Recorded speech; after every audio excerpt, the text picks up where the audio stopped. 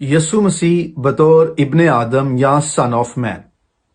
दरअसल ये एक प्योर हिब्रू फ्रेज है जिसे हम उर्दू में यूं बयान करते हैं, इब्ने आदम, इब्ने इंसान, आदमजाद, इंसान की मानित।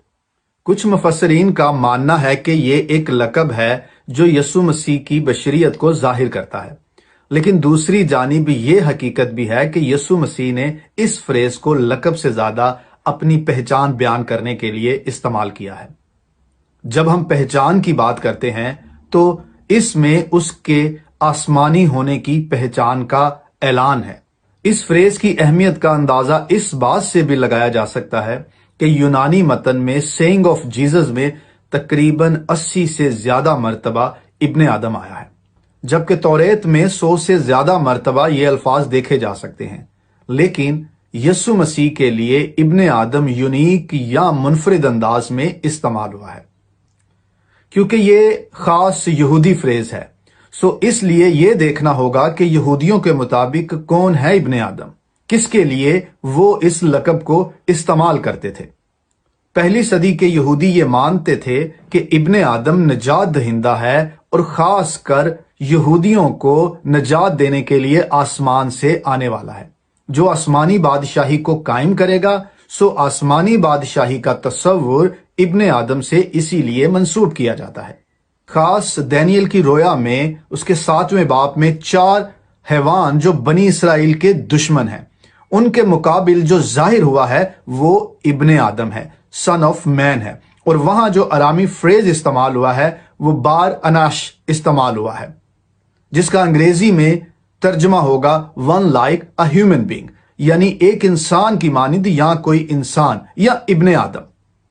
यहूदी इस इब्ने आदम से कुछ खास बातें मंसूब करते थे। एक तो ये कि इब्ने आदम आसमानी है, दूसरा वो आसमानी बादलों के साथ जाहिर होगा। आसमानी बादलों से मुराद बाज के नजदीक ये मुकद्दसीन हैं और बाज के मुताबिक ये आसमानी पाक फरिश्ते हैं। उसकी सल्तनत को जवाल नहीं बल्कि उसकी बादशाही हमेशा हमेशा तक कायम रहेगी और हर उम्मत और हर जुबान के लोग उसकी इबादत करेंगे। और वो जब आएगा तो इसराइल के सब दुश्मनों पर गालिब आएगा।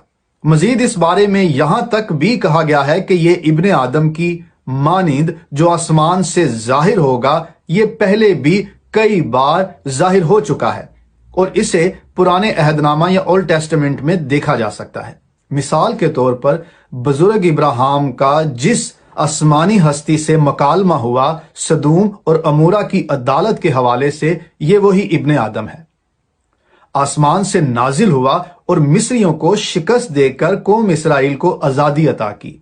और यही इब्ने आदम था जो सिदरक, मिसक और अब्दुल नजूर के साथ आग की भट्टी में दिखाई दिया।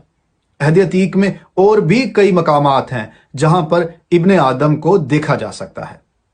इसी तरह से आपोक्राफा या सानवी कुतब का मुताला करने से मालूम होता है कि न्यू टेस्टामेंट में इब्ने आदम से मंसूब बयानात और यहूदी रब्बानिक लिटरेचर और दीगर कुतब में काफी मुताबिकत पाई जाती है, जहां इब्ने आदम को सन ऑफ अ वुमन भी कहा गया है। सो पहली सदी से कबल यहूदी ये मानते थे कि इब्ने आदम आसमानी हस्ती है और उसको दुनिया की अदालत का अख्तियार भी है। मुकद्दस यूहन्ना में दर्ज है, जिस तरह से बाप अपने आप में जिंदगी रखता है, इसी तरह से उसने बेटे को भी बख्शा कि वो अपने अंदर जिंदगी रखे, बल्कि उसे अदालत करने का अख्तियार भी बख्शा, इसलिए क्योंकि वो आदमजाद या इब्ने इंसान है। लिहाजा क़यामत यानी मुर्दों का जी उठना और आखिरी या हतमी अदालत इब्ने आदम के अख्तियार में है। यसु मसीह खुद फरमाता है, मैं तुमसे सच सच कहता हूं, आसमान को खुला और खुदा के फरिश्तों को ऊपर जाते और इब्ने आदम या इब्ने इंसान पर उतरते देखोगे। सो इब्ने आदम या सन ऑफ मैन अलाही लक़ब है जो आसमानी अजली बेटे की एक पहचान है। स्तिफनस को शहीद करने के लिए जो आखिरी बात यहूदी अदालत करने वालों के पास थी कि अब इसको कत्ल कर डालें, क्योंकि इसने यहूदियों के अकायद के मुताबिक कुफर के कलमात अदा किए हैं। जब उसने ये कहा कि देखो मैं आसमान को खुला और इब्ने आदम को, इब्ने इंसान को खुदा की दहनी तरफ खड़ा देखता हूं। यह इब्ने आदम का असल मकाम है جس کا دیدار بزرگ استفنس کو نصیب ہوا، یعنی آسمانی باپ اور اس کے بیٹے کو ایک ساتھ جلال میں دیکھنا۔ اگلی ویڈیو میں بات کریں گے آخری آدم کے بارے میں۔